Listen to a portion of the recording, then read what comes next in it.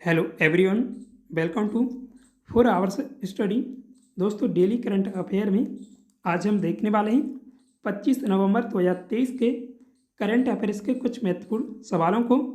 तो चलिए शुरू करते हैं कल के रिवीजन क्वेश्चन से। कल हमने देखा था कोलंबिया देश ने दुनिया की पहली एआई सीईओ को नियुक्त किया है। बंगाल का ब्रांड एम्बेसडर सौरव गांगुली को बनाया गया है। भारत और श्रीलंका के बीच मित्र शक्ति 2023 युद्ध अभ्यास महाराष्ट्र के पुणे में शुरू हुआ है। असम राज्य सरकार ने ACBA और AHSEC का विलय करने की मंजूरी दे दी है। इंडियन पेटेंट ऑफिस ने इस वित्तीय वर्ष में 41,010 पेटेंट दिए हैं। हाल ही में थाईलैंड देश ने सेम सेक्स मैरिज को मंजूरी दे दी है। ट्रांसजेंडर प्लेयर पर ICC के द्वारा बैन लगाया गया है। प्रवर्तन निदेशालय ने बायजू रविंद्रन और think and learn private limited पर 9,000 करोड़ रुपए के जुर्माने का नोटिस भेजा है। भारत में साल 2022 में औसत वेतन वृद्धि 7.2% दर्ज की गई है। RBI के पूर्व गवर्नर S वेंकटरमणन का अभी निधन हो गया। तो आज का पहला सवाल है, मिस यूनिवर्स 2023 का खिताब किसने जीता है? तो ये खिताब जीता है Sheynnis Palacios.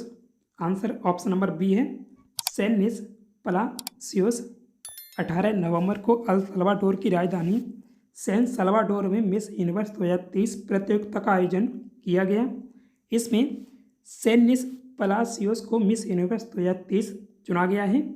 Miss universe सेनिस Palacios को अमेरिका की आरबोनी गैब्रियल ने ताज पहनाया। इस प्रतियोगिता में थाईलैंड की एंटोनिया फोरसिल्ड फर्स्ट रनर अप रहीं।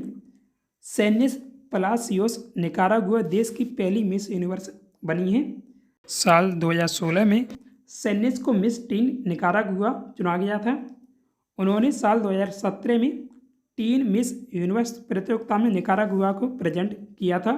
साल 2020 में सेनिस पलासियोस को मिस वर्ल्ड निकारागुआ चुना गया था। भारत की ओर से श्वेता शारदा ने टॉप 20 में अपनी जगह बनाई। इस साल की मिस यूनिवर्स प्रतियोगिता में 84 देशों की मॉडल्स ने हिस्सा लिया था। मिस यूनिवर्स प्रतियोगिता का यह 72वां संस्करण था। मिस यूनिवर्स की शुरुआत हुई थी 1952 में। किस राज्य की किश्तवाड़ केसर को GI टैग मिला है? तो ये GI टैग जम्मू कश्मीर की किश्तवाड़ केसर है, इसे मिला है।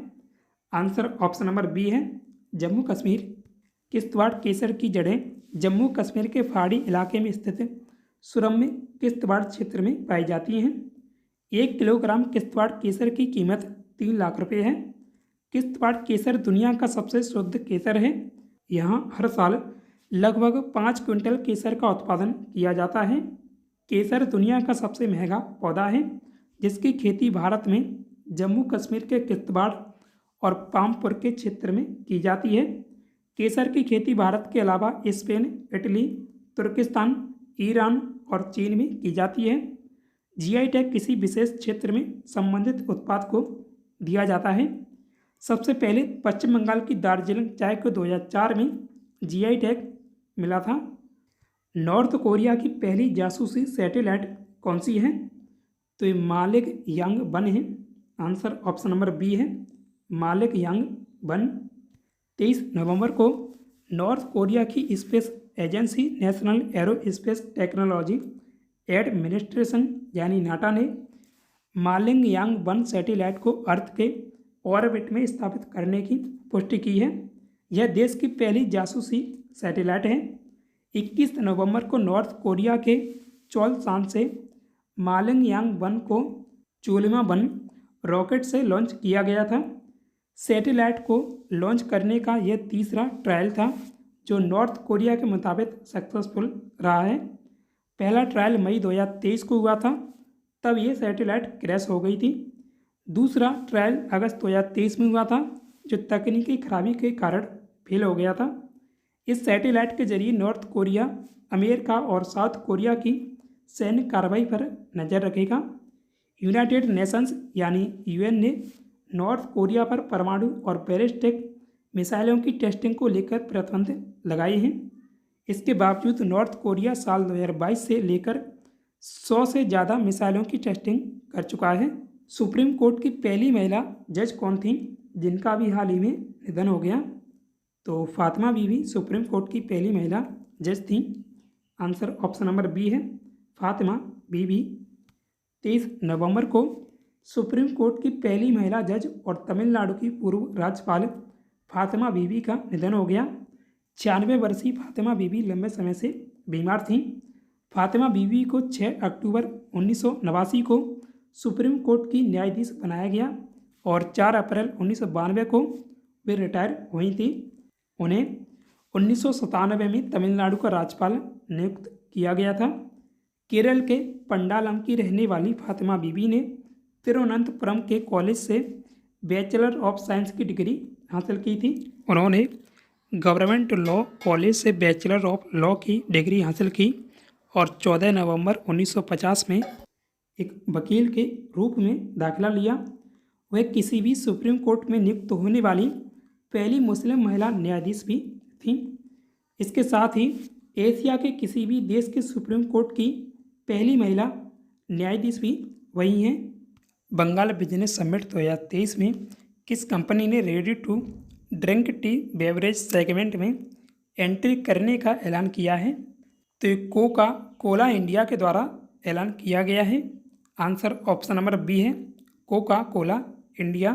22 नवंबर को बंगाल बिजनेस समिट 2023 में कोका कोला इंडिया ने ready to drink tea beverage segment में एंट्री का ऐलान किया है। इस ब्रांड की ओनरशिप कोका कोला इंडिया की सब्सिडियरी ऑनेस्ट कंपनी के पास है।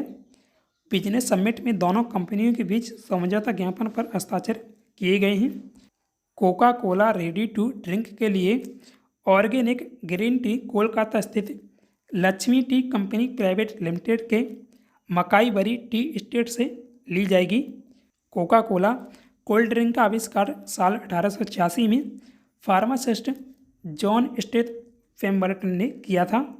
साल 1888 में पेम्बरटन से कोका कोला की रेसिपी को ऐसा ग्रेक्स कैलेंडर ने $238.98 में खरीद लिया था। कोका कोला बेवरेज कंपनी की स्थापना साल 1892 में की गई थी, जिसका हेडक्वार्टर जॉर्जिया में स्थित है। कोका कोला कंपनी के संस्थापक एस ग्रेक्स कैलेंडर हैं। प्रतिवर्ष बाल यौन शोषण दिवस कब मनाया जाता है? तो ये दिवस 18 नवंबर को मनाया जाता है। आंसर ऑप्शन नंबर बी है, 18 नवंबर।